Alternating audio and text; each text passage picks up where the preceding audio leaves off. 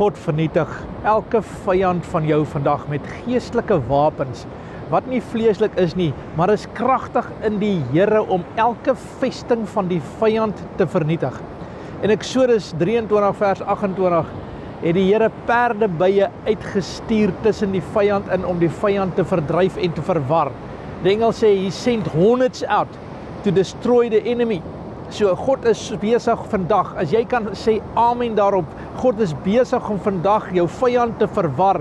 Imagine yourself net die vyand daar, en jy sien ewe skielik begin hulle in elke rigting in hardloop. Hulle het in een rigting gekom en ewe skielik hardloop hulle in 7 rigtings van jou weg. God beloof vandag dat die vyand sal weghardloop van jou af, hy sal vlug van jou af, hy sal gebreek word in elke area, hy sal vernietig word in elke situasie, want God is met jou vandag en God se krag is in jou vandag.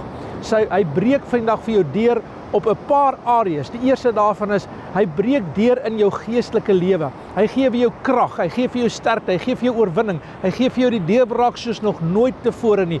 Sê amen daarop en glo dit vandag, dat die Here is aan jou kant. Jou deurbraak is hier. Hy breek deur vandag in jou finansies en hy maak vandag jou lewe vir jou nuut en kragtig. Hy voorsien na elke behoefte, na die rykdom van sy genade in Christus Jesus. En hy sal jou nie begewe en verlaat nie. Jy hoef nie bang te wees vandag nie. Hy het jou nie 'n gees van vreesagtigheid gegee nie, maar van liefde, krag en selfbeheersing. Vader, ek dank U dat die vyand vernietig word. Ek dank U dat die vyand gebreek word en ek dank U dat U die vyand uitbreek en die vyand vernietig, Here, want U is die God wat oorwinning gee in Jesus naam. Amen. Besoek gerus ons webwerf by www.3minute.church. God bless.